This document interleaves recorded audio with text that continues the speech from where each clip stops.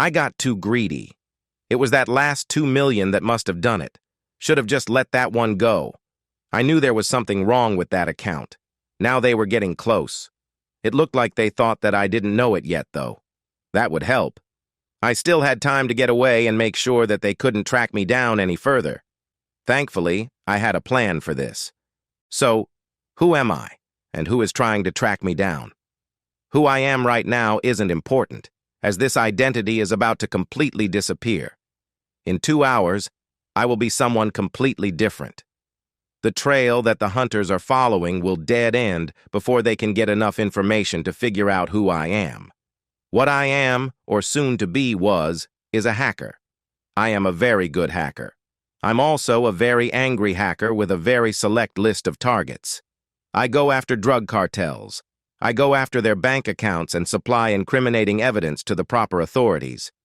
I am personally responsible for the convictions of 4 politicians, at least 50 cops, a dozen soldiers in different countries, and so many small-time dealers that I can't even count.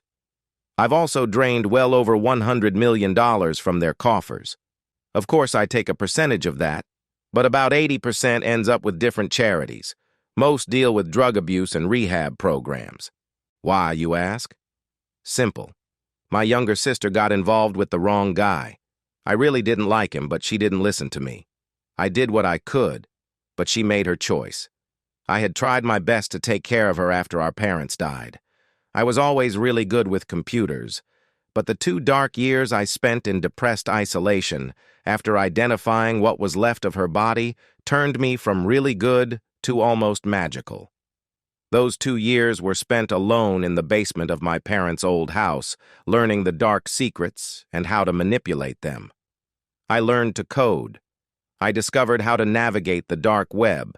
I discovered back doors into most security software. Sometime in those 2 years, some very damaging information on the drug gang that tortured and murdered my sister ended up in the hands of the DEA. Unfortunately, rival gangs somehow got the information that the gang in question was turning the state's evidence on others to try and make a deal. Gangs move faster than cops, so the state saved a bunch of money on trials. Now, as for who I am running from, my best guess right now is either Russian or North Korean hackers. Even though I'm not sure which it is, I am sure that they were hired by the cartel that I had just relieved of about $30 million. I really should have stopped at $28 million, but then I discovered that other small account. I knew there was something wrong with it, but I was young, dumb, and still angry. As soon as that money was on its way through 40 different accounts in 6 countries, my counter-hacking programs started alarming. Someone had put a backtracking program in the account. They were looking for where the attack was initiated. That was going to take a while. I was using a botnet attack. They were going to have to cycle through about 100 IP addresses before they could even start the roundabout server chain track. I put in a flash drive and gave a few keystrokes and mouse clicks. 4 servers in Europe fried. 2 servers in China reformatted themselves 6 times. 1 server in Iran and another in America rewrote their entire memory with a random series of 1s and 0s. The trail back to me was effectively severed with no way to retrieve the data.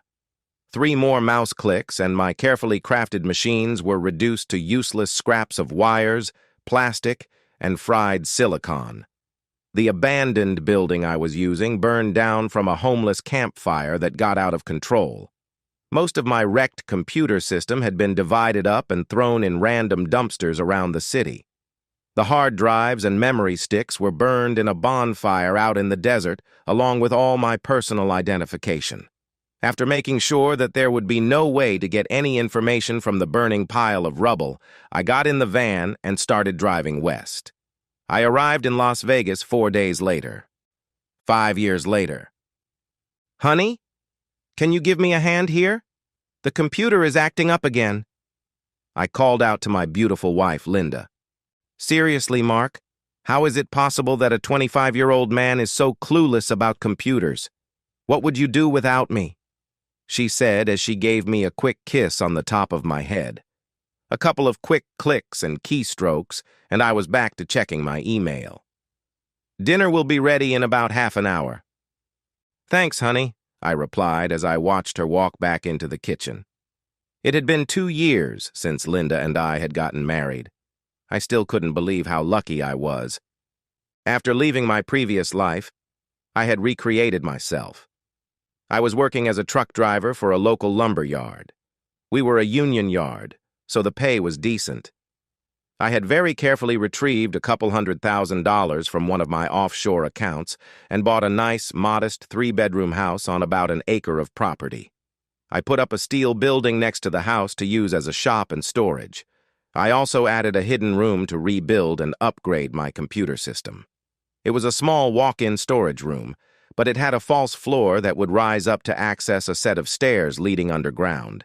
If you didn't know how to open it up, it looked just like a regular concrete floor. I had decided that I would back off from going after dealers and cartels for a while. I had enough money tucked away if I needed it, and it was prudent to disappear and let things cool off. Still, I didn't want to lose my skills, and I needed to keep up with the newer technology.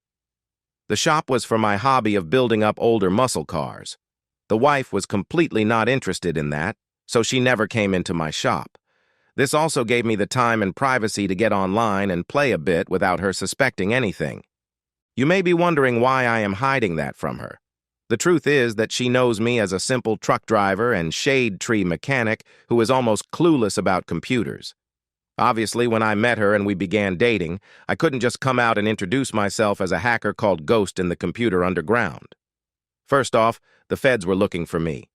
I had committed a few cyber crimes, and they also wanted to lock me in a room and use my skills for their own purposes. Second, there were several very bad criminal organizations that had me on their target list. If they caught me, my end would be very ugly and extremely painful. How long would our relationship have lasted after that? Do you even need to ask? There were a couple more matters after we were married. First, it was for her own protection. If she didn't know, they couldn't use her for any information. Second, this ensured that she didn't accidentally let any information slip on accident. Nope. Better that she only knows the man she married. A bit about my wife. First, she is the most beautiful woman on the planet, to me. I always read in these stories how every woman is always the most beautiful woman on the planet, and I wonder how there can be more than one of them. I'm not going to lie to you. She may be only above average in looks to you, but she is a goddess to me. Different viewpoints and different strokes. She is 5 feet, 6 inches tall, with wavy copper hair to the middle of her back, emerald green eyes, 34D breasts, a slim waist with a flat tummy, and slightly wide 40-inch hips. Her legs are long, lean, toned, and tan. Her face has a slim nose, high cheekbones, dimples when she smiles, full bow-tie kissable lips, and a proud chin that isn't too prominent. So, how did we meet? I was working at the lumber yard one afternoon when she came in. She needed a couple of boards to put up some shelving in her new apartment. I just happened to be lucky enough to be near the salesman when he rang up her order and volunteered to get the boards. While we were picking out her order, she mentioned that she really wasn't very handy with tools. Obviously, I offered to come over after work and install the shelves for her. My price was that she buys the beer and allows me to buy dinner the next evening. Dinner rolled over into dancing afterward. Sorry, guys and gals. No wild intimacy here. The date ended with just a chaste kiss on the cheek. The truth of the matter was that I was actually terrified of girls. It wasn't until the 5th date that we had intimacy. I took her to the Stratosphere for dinner. From there, we moved to a hot dance club on the Strip. After a bottle of expensive wine with dinner and a few drinks at the club between dances over 2 hours, we ended up back at my house. I thought that she was beautiful before, but she was an absolute goddess out of her clothes. I didn't even need to ask. The soaked sheets answered my questions about being okay. As long as I made her happy, I was fine. Linda and I dated for about 6 months before I proposed. 6 months later, we got married. We were happy together. She was an accountant for a large national company with an office in Las Vegas.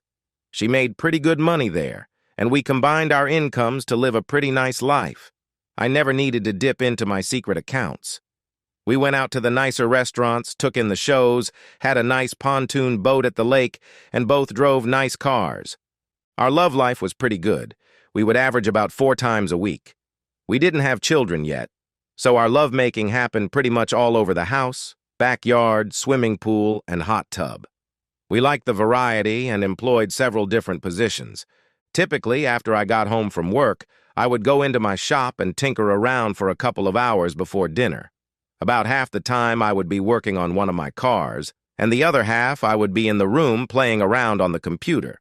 I wasn't really doing anything bad, just hacking into places that I shouldn't be in. I never actually took anything or put anything in the system. I was just getting in and looking around to keep my skills up. Sure, I could have stolen a lot of data and money, but I didn't want to leave any tracks. Best to just break in and look without anyone knowing that I was there. After dinner, we would snuggle on the couch and watch a movie before going to bed. Sometimes bed would include a couple of hours of intimacy before falling asleep, and other times it would just fade away as we cuddled. I kept up my public appearance of being completely technologically incompetent. After all, who would look at someone who could barely check their email and think that they were one of the most wanted hackers in the world? All the time, I was breaking into a bank, government, and big business computer systems. I also reconfigured the bot army of personal computers that I had before. I was masking my location by initiating my hacks from foreign servers, sometimes multiple servers at the same time. About 6 months ago, I noticed that Linda was becoming a bit more stressed. It really didn't seem to be that big of a deal, though. Intimacy dropped from about 4 times a week to twice a week. She was working longer hours and was tired when she got home. Most of the time, she would just go straight to the shower, eat dinner, then go to bed. I asked her, and she said something about a big account that they were trying to get. Seemed plausible. Occasionally, she would call me from her office on a Friday and let me know that she was going out to happy hour after work with a few of the other people at work. She had done this enough time before that I wasn't worried. After about 6 months of this, I asked how much longer this would be going on. I figured that they should have either gotten the account or lost it by this time. Linda told me that it would probably be only another week or 2, then things would settle down again. I had decided that she needed a little pampering since she had been working so hard, so I got her a full-day spa package for that Saturday. She was thrilled when I gave it to her on Wednesday evening. Saturday finally came, and she left for her spa day at 9 a.m. With a quick kiss, she was out the door.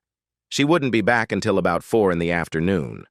I grabbed my coffee and went out to the shop to finish putting together an engine that I had on the stand. About an hour later, I took a break and went into my computer room. Up until then, I had purposely avoided hacking into Linda's company. It was one of those don't poop in your own kitchen kind of things. I was pretty adamant about it too. I didn't mess with the company I worked for, and I wouldn't mess with the company she worked for either. After logging on and checking my security programs, I started to get curious about what this big account was. Maybe I should see what it was and perhaps take a look around their servers to see what was there. Just a quick look, then see about hacking into the new client system. Their security was child's play. I was in within a couple of minutes. First stop, Linda's PC. She was working on the project, so I should be able to get pointed in the right direction from there. Odd. Nothing really stood out about any big new clients. I ran a few searches with keywords for proposal, new client, quote, and a few others that were related to trying to win a new account. Nothing. I began drilling down through her folders. That's when I found a locked folder that was titled Photos for James. What? Why does Linda have a folder with photos for that little weasel in IT? Yes, I knew who James was. I had met him a few times at some of the corporate events that I went to with Linda. I didn't really like him very much.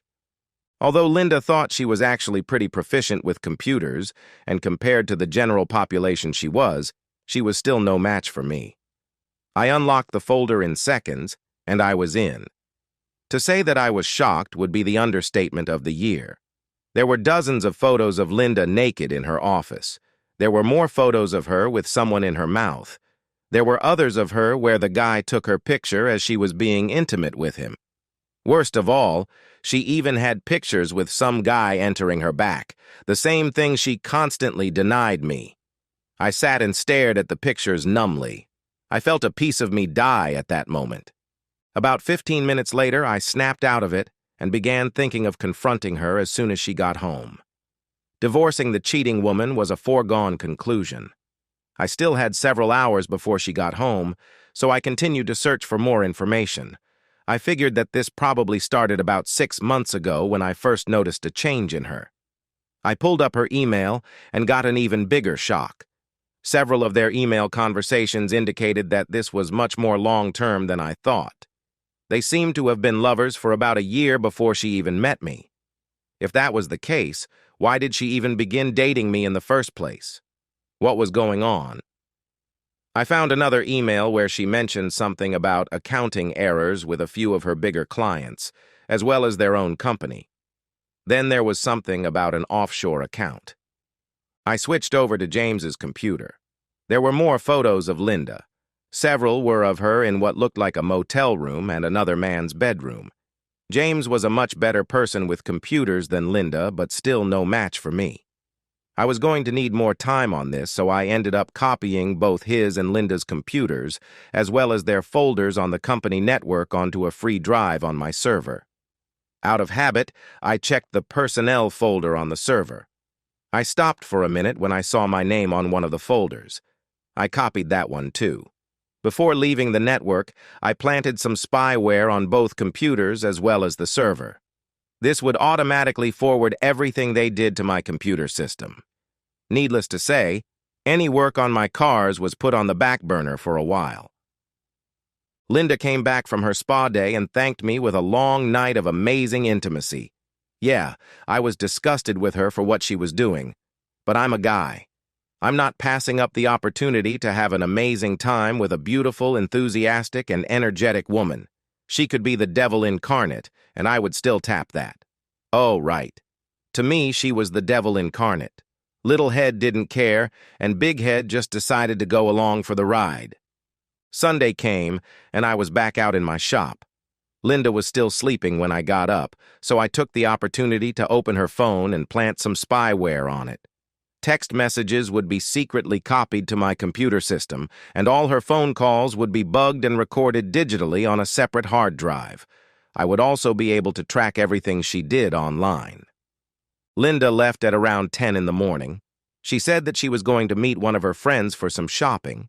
She had her friend Finder app turned off on her phone, and I didn't really want to accidentally notice that it had been turned on, so I instead hacked into her car's internal GPS to track her. Surprisingly, she actually did go to the mall. When I was sure that she wouldn't be returning soon, I went back into the house and grabbed her laptop. The first thing was to copy everything on her laptop onto another hard drive. Next, I loaded up a keylogger program and set up the camera for remote access. I didn't think that I had a whole lot of time before I had to get her laptop back where she left it, but I figured that I could take a quick look at her browser history. That's when I found a second email address. I also noticed that she had several visits to a bank in the Cayman Islands. I would need to look at that later. I wiped a bit of grease and oil on my arms and face to make it look like I was actually working on a car when I heard Linda arrive back home.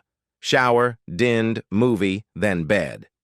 For the next week, I kept up appearances of being the clueless, doting husband that I pretended to be. Every evening, I went out to the shop pretending to be working on one of my cars for a couple of hours. I dutifully smeared grease on myself before coming back to the house. In fact, I was going over the mountains of information that I was collecting. It was Tuesday evening when I read a text exchange between Linda and James that caught my attention. James had cautioned her about erasing the history on my laptop after using it. Why would she be using my laptop? Hers was working fine. Of course, I had set my laptop up to connect to my servers as soon as I bought it, but never really thought about spying on myself. A dozen keystrokes and mouse clicks later, that was resolved. The next evening, while I was sorting through the day's updates from their work computers, another stream of data started to come through. I quickly saw that it was from my personal laptop. Minimizing everything else, I started to look at the new stream coming over. It looked like money transfers were happening. I turned on my laptop's camera and pulled the feed to another screen. There was Linda working on my computer. She was wearing a Bluetooth in her ear as well. The mic was picking up her voice as she talked. I used a third screen to stream a live feed from her phone call. I watched and listened to Linda following the instructions from James as she transferred about $50,000 from a dummy account in their company over to a bank in the Cayman Islands, and they were using my computer to do it. She finished soon after, deleted the history for that day, and logged off. What the hell was going on here? I really hadn't had time to look at my personnel file from their HR folder yet, as it didn't seem to be as important as other things. That changed right then. It seemed that I had been set up as a computer security consultant. I really did respect the detail that they used in creating my fake credentials. James had apparently hired me since he was head of their IT department. I also found several payments for my services, all going to the Cayman Island account, of course. Let's review. I had been unknowingly hired as a computer security consultant. Linda and James were using my computer and IP address to transfer large sums of money from a fake account at their firm to an offshore bank. Furthermore, Linda and James have been having an affair since before I met Linda. I was beginning to understand that I was being set up for something. Time to switch gears. Now that I had figured out what was going on, I needed to see how bad it was and figure out what to do about it. It was bad. Checking the Cayman Islands account, I saw it had almost $10 million in it. Checking the transfers, I saw that they had been doing this since about 6 months after Linda and I got married. They also weren't being very subtle about trying to hide what computer was being used to steal the money either. Worse, a deeper dig into the personnel file in my name showed a few red flags. Yep, when the storm hit the fan, I was the one in the target zone. Now, what was I going to do about it? Surprisingly, it really wasn't that difficult to act normally around the cheating woman. I just let Little Head take charge whenever she was around. Did she want to mess me over? I would gladly mess her, as I set about really messing them both. What can I tell you? She's hot. Yes, I took every opportunity to have intimacy with her. The next Saturday, I went through her emails during the time we met. That's when I found out that they picked me for a patsy from day one. Yes, she thought that I was attractive and that having intimacy with me wouldn't exactly be a chore, but she was a bit concerned with my apparent lack of computer skills. James thought that it would be a bonus. The less I knew about operating computers, the less likely I would be to discover their plan. Little did they know. Now I needed a plan for my revenge. I began setting everything up. First off, a couple of new bank accounts were set up. Next, I activated the bot army that I created. Most of the bot army would be distractions, but I had one small group that could be traced, although it would be difficult. Only a really good hacker would be able to map it back to the origin. I didn't want it to be too easy. Of course, I wiped the personnel folder with my name on it from Linda's company servers. I also broke in and changed all the file transfers that were done on my laptop to show a different IP address. To prevent that from happening again, I set off a really nasty virus on my laptop, then disconnected it from my secret servers. Later that evening, when I went to check my email, I discovered that a virus had attacked my laptop from a spam email that I opened and pretty much destroyed it. I didn't mention the look of concern on Linda's face when she saw what happened. The next morning, I saw a text exchange between Linda and James. Apparently, they were almost at the end of the scam. They just wanted 2 more transfers to make it to an even $10 million before springing the trap on me. The plan was to suddenly discover the theft. Of course, since Linda would be the one to actually discover it, she would be in charge of the investigation. James, being the IT manager, would be running the cyber part of the investigation. Unsurprisingly, everything would lead straight back to me. Linda would, of course, have me served with divorce papers while I sat in jail, then eventually marry James after about a year. Both would proclaim their complete shock that I would ever do something like that. Of course, there would be some suspicion about Linda's possible involvement, but she would point to her investigation and discovery, as well as her belief that I must have been hiding my knowledge of computers from her. Also, it must be obvious that she was a victim since I specifically targeted her and used her to gain access to the company's computer systems. They both laughed at the thought of me trying to answer questions about where the money went when I had no idea what the police were talking about. Linda also said she would get me a new laptop, and that they could make the last transfers within the next 3 weeks. Now, I knew what my deadline was. Monday, I went in and told my boss that I needed the week off for some personal stuff. I had plenty of vacation time, and he was a pretty cool guy, so it wasn't a problem. I did some online checking to find the meanest, dirtiest, aggressive shark for a divorce lawyer in the city and made an appointment for the next day. They thought that they had 3 weeks, but they would be lucky to last 2 weeks. Returning home, I fired up my computer system and went to work. I logged onto James's home computer. For an IT guy, you would think that he would have enough sense to shut it down and power it off when he wasn't using it. Nope. All he did was turn off the monitor. I was running his computer through a server in Belarus. Not that it really mattered, because that link would be erased anyway. His computer would be the end of the trail for anyone following it. The cartel that I had hit 5 years ago had at least learned something about security. They had changed their accounts and passwords, but still used the same banks. Upgraded passwords? They only work when you don't store them on your personal computers and are vulnerable to phishing software embedded in email links for items that any multimillionaire would want. This was just the preliminary work.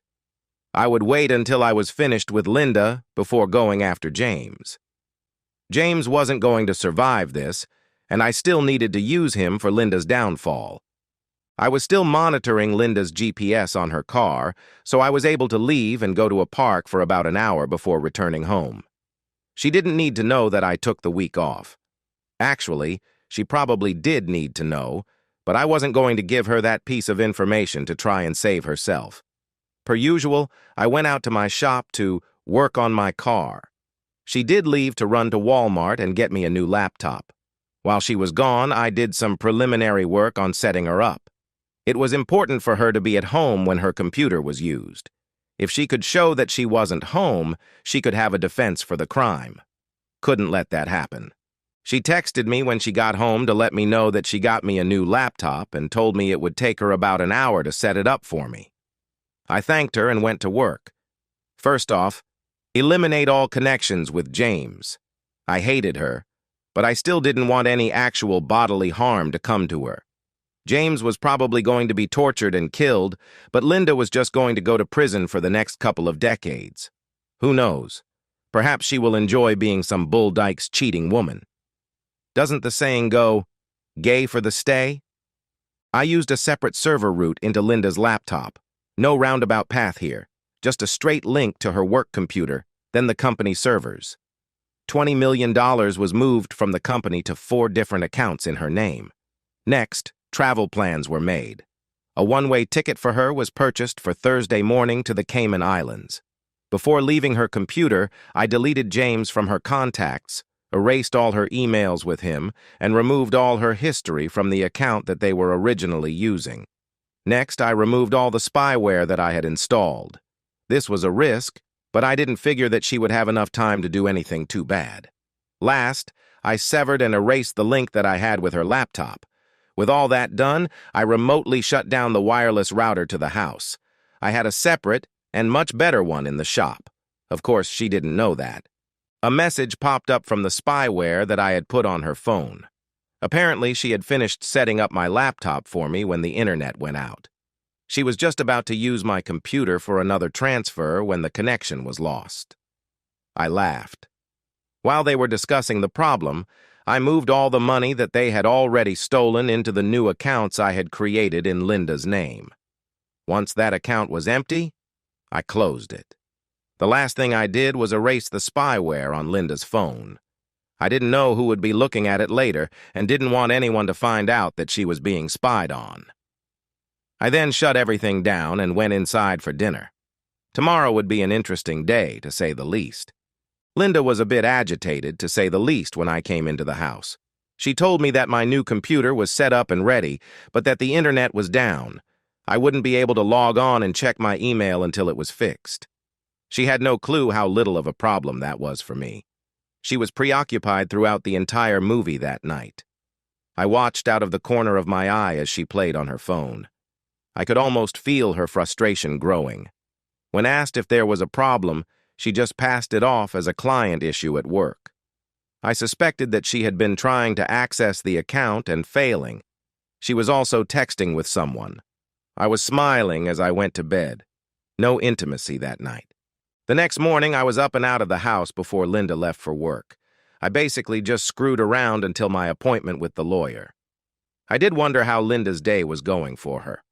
I would be finding out in a couple of hours, though. I was finally led into my lawyer's office. You know those TV shows where a beautiful lawyer wearing a very professional but extremely sexy suit walks into the courtroom and pretty much hands opposing counsel their back on a silver platter? That was my lawyer. 5'6" tall, angelic face, curves that would make a race car lose control, legs for miles, and breasts that would start a war. 2 minutes into the meeting, I could tell that she would be a barracuda in the courtroom. You could almost hear Hart belting out the chorus in the room. Verifying that everything was confidential, I explained that my wife had been cheating on me throughout our relationship. I further explained to her about the embezzlement and setup. She asked how I found out about all this, and I gave her a partial answer. I didn't exactly lie, but I didn't tell her the whole truth either. Okay, I completely lied. I told her that I used my wife's laptop because mine was not working right. That's when I saw a folder with a bunch of inappropriate pictures, then found her emails to her lover. The emails documented her betrayal and their embezzlement. I just wanted to get out of the marriage before the storm hit the fan. She agreed to take the case and begin preparing the paperwork. She said that she could probably have her served by the end of the week. I told her to hold on to it for a while. I suddenly had a better idea for it and didn't want to be exposed too much too soon. We wrapped up the meeting, and I went home, fired up my system, restarted the house Wi-Fi, and went to work. I had left the spyware on at Linda's work. Apparently, the storm was hitting the fan at full force. An emergency meeting was held first thing in the morning. The $20 million theft had been discovered, and an investigation was launched. By this time, I had managed to crack James's phone. James was tracking the theft and discovered that it led straight back to Linda. He also found that their account had been emptied and transferred into the new accounts with the $20 million from last night. Accusations were flying, and no excuses could be found. Suddenly, Linda received an email saying that she was being summoned to a meeting with the CEO, CFO, and head of security. This should be interesting. The sound of several vehicles pulling into my driveway interrupted my fun. I shut down, went into the main shop area, and secured the hidden door. No need for anyone to take an interest in that room. Yes, I did smear some grease on myself to make it look like I was working on my car. Walking out of the shop, I saw several police vehicles as well as a few large Chevy Suburbans. The police were in their normal uniforms, but the people getting out of the large SUVs wore windbreakers with FBI stenciled on the back. I wonder what this could possibly be about. I barely glanced at the warrants and let them into the house. Of course, I offered all assistance, since I had nothing to hide. Tour guide mode. Yes, that would be my wife's computer. That one is mine, but it hasn't really been used, since we only got it yesterday and the Wi-Fi was down last night. Of course, take anything you think you need. No, I have absolutely no idea what is going on. Sorry, I'm not very proficient at computers, just ask my wife and all our friends. I lost track of what was happening to Linda as I was taken to the police station and interviewed rigorously for a few hours. My story held up through it all. After all, I was just a truck driver with barely any knowledge of computers. No, I had no idea what my wife was doing at work. She was an accountant working with several clients, but I didn't know who those clients were. What do you mean about a one-way ticket out of the country? Just her? No. I have no idea why she would be taking a flight somewhere without me. It soon became obvious to them that I knew nothing about what was going on. They had thoroughly searched my shop but did not find my computer room. Eventually, they let me go back home. Linda had been arrested while I was being interrogated. Poor James was forced to give the evidence against her, as well as seeing all the money located so it could be returned. He must have really felt betrayed when he found that she had taken away his access to it, transferred it into her own accounts, and then booked a single one-way trip out of the country, leaving him with nothing. Thankfully, I had anticipated that I would be interrogated. I was her husband, after all. It would only make sense to assume that I might be working with her on it. Of course, I was her one phone call. Being the dutiful husband, I called and got her a lawyer. Yes, I did my research on all the criminal lawyers in the city. Obviously, I needed to find the best lawyers, so I wouldn't inadvertently screw up and hire one of them for her. No, I purposely hired one of the ones that were just below mediocre. I wouldn't get the worst one, because that could open an appeal for having a poor defense in court. I wanted her convicted and serving her entire sentence. The really cool thing about this being a federal case was that federal prisons do not have parole or time off for good behavior. If you get sentenced to 20 years in federal court, you spend the entire 20 years in federal prison, to the day. I attended her bail hearing and used the house as collateral to bail her out. Since she was a flight risk, she had to wear an ankle monitor. As much as I hated her, I was still able to pretend to be a loving husband to all outward appearances. Thankfully, she was too depressed and shocked at her predicament to want intimacy. Her cell phone had been confiscated for evidence, so I went down and got her a new one. Yes, I took it into my shop and added my spyware to it before giving it to her. Strangely, James had blocked her number after her first text to him. He had replied that he could have no contact with her since he was going to be called as a witness against her. Foolishly, she refused a plea deal, and she insisted that she go to trial. She kept claiming that she had been set up by someone. She actually thought that she would win because she hadn't done what the evidence showed. True, she hadn't. Oh, she was guilty of embezzling half the money that was in that account, just not all the money, or using that particular account, or using her own computer, or buying the plane ticket, or cutting her partner out. Of course, the money was recovered and returned easily. The trial was funny from my viewpoint. It was very interesting watching as James testified on the computer records against her. I could see his inner struggle at having to testify against his lover, yet thinking that she had betrayed him and was planning on skipping out and leaving him behind. All Linda could see, though, was that her soulmate was betraying her and sending her to prison. I was filled with glee throughout the 3 days of his testimony. I watched silently as the love she had for him turned into hate. She did her best on the witness stand testifying on her own behalf. Unfortunately for her, the evidence was too strong against her, and she really couldn't come up with a credible explanation for it. She will be spending the next 20 years in a federal penitentiary. As the trial was winding down, it was time to take care of James. I had a really wicked plan for him, one he would not survive. Unfortunately, he would never know why it happened to him, or that it was me. I couldn't risk that. This would be fun. I had my lawyer modify the divorce documents to consider Linda's conviction and that she would be in prison for the next 2 decades. She was served a couple of days later. I opened a couple of new accounts in Geneva, Switzerland, and the Cayman Islands with links back to James. Using the dark web, I left a few subtle footprints, all with a winding trail back to James's IP address. Ghost was back after 5 years. Sure enough, the hacker chats picked it up. Now for the tricky part. I had to leave a trail, but it couldn't be obvious. I needed to make it hard enough for them to believe that it was an expert hacker, and believe that it actually was me, but still let them believe that I made enough of a minor mistake that they could still follow the trail. I had to route through 10 servers in 6 different countries. Eventually, I fired up the bot army and made my attack on the first bank. I eventually got in, found the 2 accounts I was looking for, and emptied them into James's new accounts. Once done, I stopped the attack on the bank, severed and erased my link to James's computer, then got on the dark net to watch for a reaction.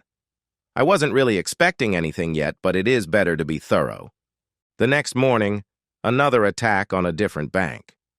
4 more accounts were emptied.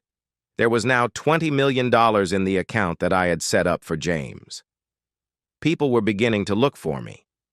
They wouldn't find me, of course, but they would eventually find Ghost. A few of the dark web hacker boards were lighting up. There was a North Korean group that looked to be on the trail. It looked like the same group that was tracking me 5 years ago. Time to wrap this up. I went back to the banks. Sure enough, the third one I looked at had the account I was looking for. I bypassed using James's computer and transferred the $20 million to another account in Switzerland that I had set up. Then, I erased all fingerprints from that transfer. I wasn't concerned with the cartel getting that money back. I linked back into James's computer and made another attack on the bank with the account that had an embedded tracker in it. It was only $2 million this time. The money didn't matter, only the tracker attached to it did. I had gotten away the last time because I knew about the thefts and was able to see the tracker working. Had I not known about the money transfers or the accounts I had, and had I not known about the tracker attached to that last account, I would have been caught. I wonder how James will try to explain all of this to them. I wish that I could watch as they asked him where the money was when he had no clue as to what money they were talking about. It was time to sever the link to his computer and erase all my fingerprints. It was a week later. I had cleared out my computer room and turned it into a storage area. I was finishing up the paperwork on a place that I had purchased in Montana through a Subchapter S corporation that kept my name off the books when a news story came on about a missing person. It appears James had not reported to work for a couple of days, and no one knew where he was. His car was found abandoned in the parking lot of one of the malls, but he was nowhere to be found. I wonder where he could be. Oh well. I needed to get back to packing. From the perspective of James. "No!" I screamed as they used the cattle prod on my testes again. "I swear I don't know what you're talking about." "Nonsense, Mr. Ghost. You made a mistake this time. The tracking software that the hackers we hired led us straight to your computer. We found all the data on your computer. We recovered the $2 million from your last hack, but we want to know where the other $20 million, as well as the $30 million from 5 years ago, is. You tell us that, and we will kill you quickly. Keep lying to us, and it will get worse." But I don't know. They had taken me just as I was about to get into my car at the mall. I felt the sting of a needle in my neck, then nothing. I woke up several hours later on a private jet, tied securely to my seat. That's when the questions started. I had no idea what they were talking about. They kept calling me Ghost. They were asking about money that they said I stole. There were $20 million from a few days ago and another $30 million from 5 years ago. They didn't believe me when I said I didn't know anything. I actually pissed my pants when they showed me the hard evidence on my personal computer. I could give them the answers they needed and die quickly, or they would make the rest of my considerably shorter life nothing but intense agony. I pooped myself when I realized that there were no answers that I could give them. Right now, I was hanging naked from the ceiling in a bunker somewhere deep in a jungle in Colombia. My legs were spread apart to give them access to my private parts with a cattle prod. I've been here for 3 days so far. The first day, they had beaten me when I couldn't answer. The second day was the bullwhip. Today, it is a cattle prod to sensitive areas. I really wish that I could give them the answers. I really don't want to know what will happen tomorrow, or the next day, or the day after that. Switching back to the perspective of Mark. Moving day. James has been gone for a little over a month. They found his tortured body yesterday on the side of a road in Colombia. Mark would be gone by the end of the day. I would take over my new identity after one more stop. I had already shipped everything that I was taking with me. It was all going to a storage facility in Denver, paid for by wire transfer from an anonymous account. I would pick it up in a truck I paid for in cash. Linda was brought in and cuffed to the table across from me. She didn't look very good. Orange was definitely not her color. No makeup. Her hair was a bit of a mess. She also had bags under her eyes. It looked like she hadn't adjusted well to prison yet. "So, how are you holding up?" I asked. "Please, Mark, you have to help me. I didn't do what they said I did," she begged. "Linda," I sighed, "there's nothing I can do for you. Besides, we are getting a divorce." "Please, Mark, I didn't do it and I don't want a divorce." "Just sign the papers, Linda. It's over." "Please, Mark, just talk to James. See if you can get his help. He can help me. We used to be friends. Please, just ask him," she begged. "You haven't heard about James?" I asked. "No. I keep expecting him to visit, but he never came." "Well, he isn't ever going to visit now. He was killed in Colombia." Her face went white with shock. "Apparently, the authorities believe that he stole a bunch of money from one of the drug cartels." "No, he couldn't have," she said. "He probably didn't, but they seem to have thought he did. Now, Linda, you really need to just sign the divorce papers and let it go." "But you are leaving me with nothing," she exclaimed. "Of course. You don't need anything, and what would you do with anything you get anyway? You are going to be here for the next 20 years, I explained. "Please, Mark, you need to help me. I can't stay here. My cellmate is making me do things. I can't. I need to get out of here. Please." It was time. Let me tell you a story, Linda. Perhaps this will help you. About 5 years ago, there was a really good hacker. They referred to him as Ghost. The hacker got that tag because he was so good at covering his tracks. It literally was just like a ghost had invaded the computer system. So, Ghost decided to go after some drug cartels. It was actually a personal mission. Over $30 million was stolen from one of the cartels before the cartel hired other hackers to track Ghost down. Of course, Ghost saw the trackers coming and shut down before they were found. The Ghost disappeared and created a new life. Ghost ceased to exist and stopped all computer activities, except some minor breaking into systems for practice and keeping up on the technology. To everyone who knew him, he was pretty illiterate with computers. Secretly, he was still as good as ever. Even his wife didn't know who he really was. Yes, he had fallen in love and got married. He really loved his wife with all his heart.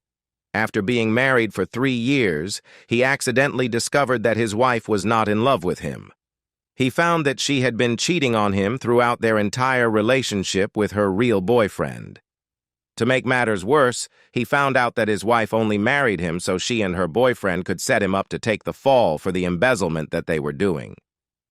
Her eyes were as big as dinner plates, and her skin had turned completely white as I revealed her plan back to her. So Ghost decided that he couldn't let that happen, and he formed a plan for revenge against the two. First off, he hacked into their computers, phones, and work networks to gain information. Then, he changed everything to remove his name from the setup and place all the evidence squarely on his wife. He also made arrangements to make his wife's boyfriend believe that she was double-crossing him. The final nail for his wife was forcing her lover to testify against her and put her in prison for years, breaking their hearts and believing that they were betrayed by the other. Much the same as Ghost felt betrayed by his wife. "You," she breathed. Now, to continue, since his wife had been taken care of, it was time to go after her lover. You see, that cartel was still looking for Ghost. Why not get his revenge and make the cartel believe that they had finally caught their prey? 2 birds, 1 stone, and all that stuff. Well, Ghost used his wife's lover's computer to hack in and steal a bunch more money from that cartel. Unfortunately for the wife's former boyfriend, Ghost was a bit sloppy and made a slight mistake. You see, Ghost didn't completely wipe the trail leading back to the boyfriend's computer, so the cartel was able to track the hack back to the boyfriend. Fortunately for the Ghost, he was able to wipe the trail back to himself, making the boyfriend's computer the end of the trail. The authorities believe that the boyfriend was tortured for over a month before he finally died. Unfortunately for the boyfriend, he just didn't have the information that the cartel wanted. None of that is actually real or believable, much less provable. But I thought that a fictional story like that might help you cope. True, I do believe that you didn't do exactly what the evidence says you did, but no, you are not even close to innocent. Now, just sign the papers. Do you think it's bad just licking one girl? Just think about what life would be like if the wrong person happened to stumble on some information that shows you as being a jailhouse snitch. I watched as her face went from white to red. "You bastard!" she screamed as she lunged towards me. There is a reason that the guards secure the cuffs to the table. There is also a reason that the chains are short enough to prevent the prisoner from reaching someone on the other side of the table. I walked out as they dragged her away, screaming. I got in the cheap throwaway car and drove to the mall. After parking, I left Mark in the car and walked through to the other side where my real car was waiting for me. With my new identity, I drove away. And so, we've reached the end of today's story.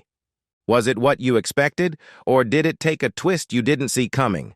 I'm curious to hear your thoughts. Share them in the comments below, and let's get a conversation going. If this story kept you hooked, make sure to hit that like button. And if you're new here or just haven't subscribed yet, now's the perfect time to join our community. I bring you fresh, captivating stories every day, so click that subscribe button and turn on notifications so you never miss out. Thanks for watching, and I'll see you in the next one.